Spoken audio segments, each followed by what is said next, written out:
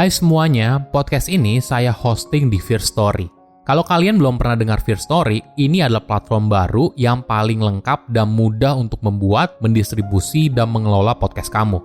Nah, jadi Firstory itu bisa kamu gunakan 100% gratis. Kamu bisa mengupload episode terjadwal dan mendistribusikan podcast kamu di semua platform podcast di Indonesia.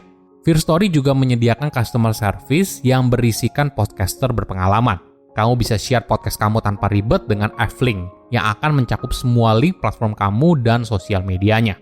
Dengan Firstory Ads, kamu bisa mengakses monetisasi yang mudah dan beneran bisa kamu cairin tanpa biaya tambahan, gak pakai repot. Jadi tunggu apa lagi? Yuk maksimalkan podcast kamu dengan platform hosting dari Firstory. Daftar sekarang di firstory.me dan buat podcastmu jadi kenyataan.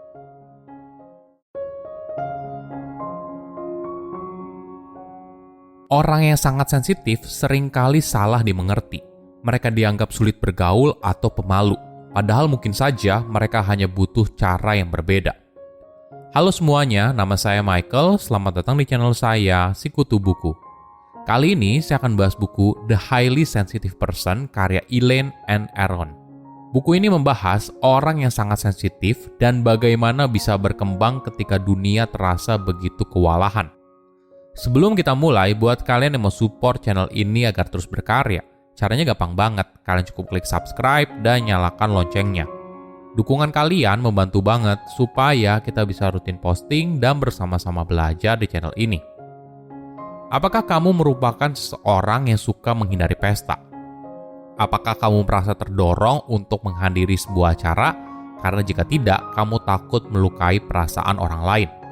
Apakah kamu membuat orang terpana dengan cara bagaimana kamu bisa memunculkan sebuah ide yang jenius? Kemungkinan kamu adalah orang yang sangat sensitif. Berlawanan dengan asumsi populer yang seringkali mengatakan kalau kamu adalah orang yang pemalu, kamu juga bukan perusak suasana. Kamu hanya memiliki kemampuan luar biasa untuk menangkap nuansa yang orang lain tidak sadar. Viktor Frankl adalah seorang dokter dan psikolog Austria yang dipenjarakan di kamp konsentrasi Nazi. Literatur klasiknya yang berjudul Man's Search for Meaning memperjelas kalau dia juga merupakan seorang yang sangat sensitif. Frankl menggunakan intuisinya untuk memahami kebutuhan emosional sesama narapidana, dan dia mengambil peran sebagai penasihat dan penyemangat spiritual. Pada suatu malam musim dingin yang sangat brutal, Frankl berbicara dengan para tahanan lainnya, mendorong mereka untuk menemukan makna batin terlepas dari keadaan yang mereka alami saat itu. Beberapa pria berencana bunuh diri malam itu, tetapi kata-kata Frankl yang menginspirasi mereka untuk tetap hidup. Saya merangkumnya menjadi 3 hal penting dari buku ini. Pertama, kenapa kamu dibilang terlalu sensitif? Apakah kamu pernah mendengar seseorang dianggap terlalu sensitif? Atau jangan-jangan kamu yang justru dianggap terlalu sensitif? Apakah kamu merasa kewalahan terhadap suara, cahaya terang, dan hari yang sibuk? Mungkin saja kamu tergolong sebagai orang yang sangat sensitif. Mereka menangkap sinyal dengan cara yang berbeda dari kebanyakan orang. Orang yang sangat sensitif lebih peka terhadap lingkungan sekitar dan mudah sekali merasa kewalahan dalam lingkungan yang berisi terlalu banyak stimuli. Berdasarkan hasil riset penulis terhadap 300 responden, 20% dari mereka sangat sensitif, 22% yang lain cukup sensitif, dan 42% sisanya tidak sensitif sama sekali. Orang yang sangat sensitif akan mengeluh soal volume musik di bar. Mereka juga tidak nyaman ketika dikelilingi oleh begitu banyak orang asing. Tapi di sisi lain, mereka mampu menangkap isyarat cemberut dari istri seorang kolega yang membenci sebuah pesta. Mereka juga bisa menilai karakter seorang hanya dengan melihat bagaimana mereka bekerja. Jika kamu tergolong orang yang sangat sensitif, maka yang kamu butuhkan adalah keseimbangan. Kamu harus tahu di mana ambang batasmu yang optimal, sehingga kamu tidak kewalahan. Ada contoh menarik untuk menggambarkan kondisi orang yang sangat sensitif. Rob dan Rebecca adalah seorang kembar, tapi bukan kembar identik. Saat mereka berusia 3 tahun, orang tua mereka memiliki anak lagi. Jadi ada sepasang teman orang tua mereka yang datang untuk mengasuh si kembar selama beberapa hari. Ketika Rob masuk ke kamar orang tuanya lalu melihat orang asing, Rob lalu ketakutan, berteriak, dan menangis. Sedangkan Rebecca justru malah biasa aja, melambaikan tangan, dan tersenyum. Rob bukan anak yang pemalu dan mudah cemas. Rob hanya melihat, mencium, dan mendengar sesuatu yang Rebecca tidak sadari. Rob diwariskan sistem yang sensitif. Mimpinya akan menjadi jelas dan banyak berhubungan dengan apa yang terjadi di dunia nyata. Mimpinya bahkan mungkin memprediksi kejadian di masa depan dengan akurasi yang mencengangkan. Ketika Rob melihat orang asing di kamar orang tuanya, yang dirasakan bukanlah rasa takut, tapi informasi berlebihan. Dia hanya berada dalam kondisi overstimuli. Itu yang dirasakan oleh orang yang sangat sensitif. Kedua, orang yang sangat sensitif beda dengan pemalu. Rasa malu dan sensitif seringkali rancu, padahal keduanya tidak sama. Sensitivitas diwariskan, sedangkan rasa malu tidak. Sebaliknya, itu adalah perilaku yang dipelajari berdasarkan dari kegagalan yang dirasakan dalam situasi sosial.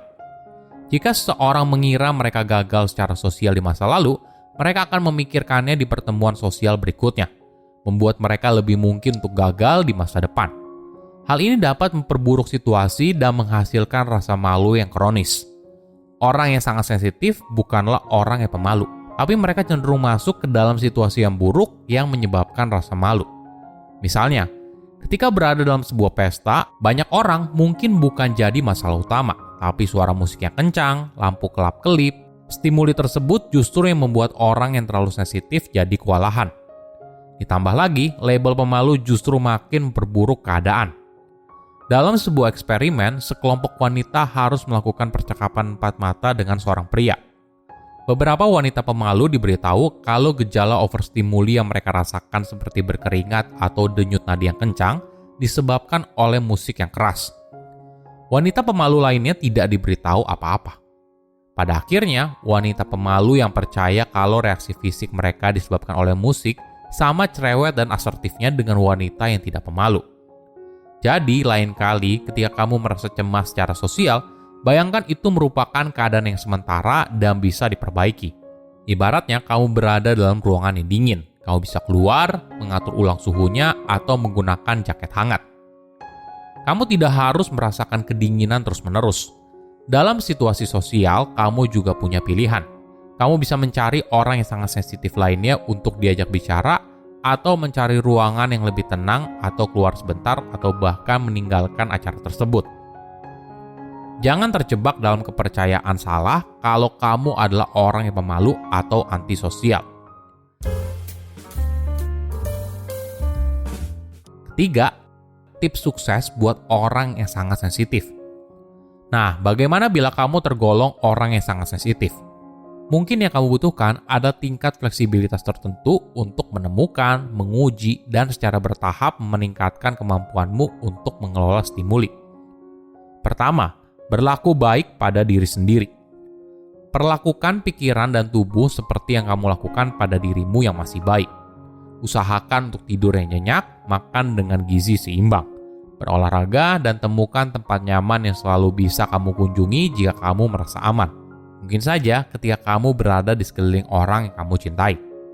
Kedua, pahami tubuhmu yang mungkin akan memberontak ketika menghadapi tekanan dari luar. Jika bicara soal pekerjaan, mungkin kamu bisa memilih untuk jadi pengusaha, sehingga kamu lebih fleksibel. Nah, bagaimana bila kamu justru malah jadi karyawan?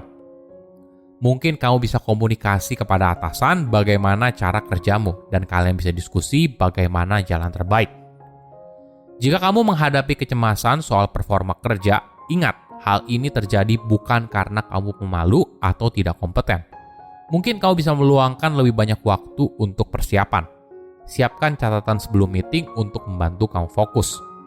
Ketiga, mengatur ulang kehidupan sosial. Jika kamu adalah orang yang sensitif, bukan berarti kamu tidak punya kehidupan sosial.